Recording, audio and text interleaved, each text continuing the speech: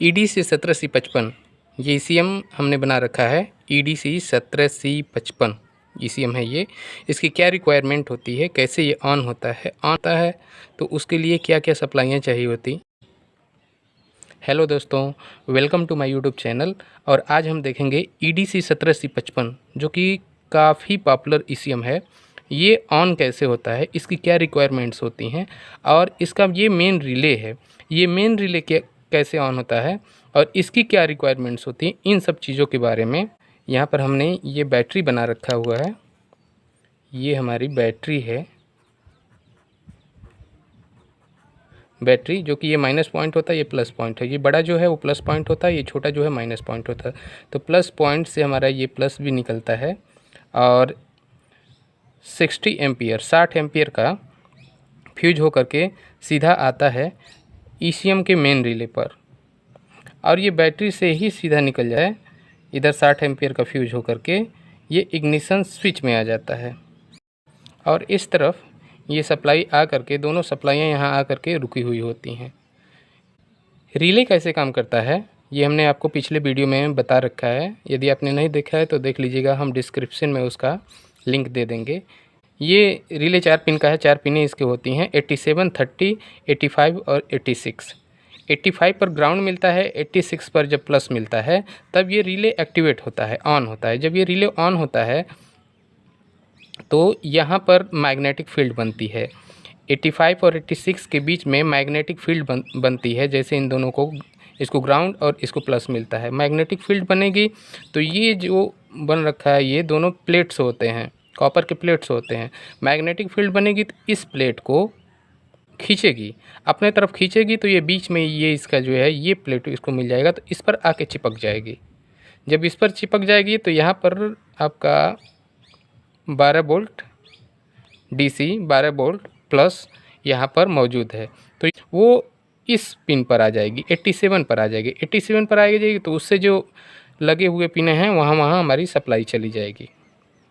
तो main relay ये है, और रिले को एक्टिवेट होने के लिए मात्र जो है 85 पर माइनस चाहिए, 86 पर प्लस चाहिए, और ये रिले एक्टिवेट होगा। रिले एक्टिवेट होगा तो यहाँ की सप्लाई 30 की सप्लाई 87 से आगे कर देगा।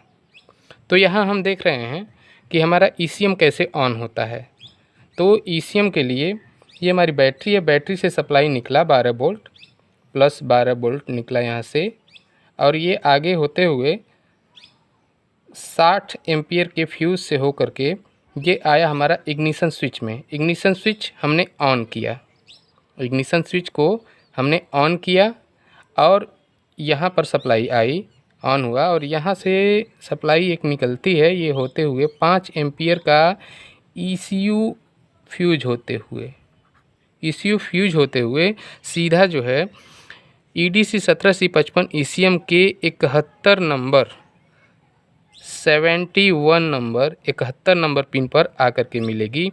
और ये ECM हाफ ऑन होगा, ये पूरा ऑन नहीं होगा, ये हाफ ऑन होगा, थोड़ा ऑन होगा। इसकी पावर सप्लाई थोड़ी सी ऑन होगी, और जब इसकी पावर सप्लाई ऑन होती है तो यहाँ से ये ग्राउंड निकलता है।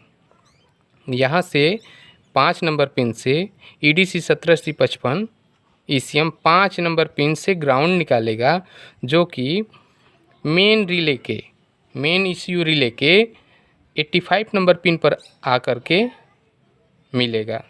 तो दोस्तों, हमने आपको पहले ही बताया कि यहाँ से 12 वोल्ट दोनों पिन पे 30 पर 86 पर पहले से मौजूद है, 86 पर मौजूद है। 85 पर जैसे आके लगेगा वैसे ही ये रिले एक्टिवेट होगा, ये magnetic field coil magnetic field बनाना शुरू करेगा, और ये दोनों पिनें 87 और 30 ये दोनों पिनें आपस में चिपक जाती हैं। आपस में जब ये पिन चिपक जाएगी तो हमारा जो 30 पर सप्लाई था वो 87 के पिन से हो करके ये फ़्लो होने लगेगा। तो 87 पर जो हमारी सप्लाई आ गई 12 वोल्ट, तो हमारा यहाँ भी आ गया 12 वोल्ट, और ये आगे जा कर के 2 सप्लाइयों में बढ़ जाता है। और ये 2 सप्लाइयाँ ECM के 17C55 ECM के 6 नंबर पिन पर और 4 नंबर पिन पर जा कर के मिलती हैं, और ये हमारा ECM ऑन हो जाता है। जब हमारा ECM फुल्ली ऑन हो जाता है तो अपना ये फुल फंक्शन काम करने लगता है। तो दोस्तों, ये था प्रोसीजर EDC 17C55 को ऑन होने का, ECM ऑन होने का। और यदि ये वीडियो आपको थोड़ा सा भी इन्फॉर्मेटिव लगा हो तो please like share and subscribe. Thank you.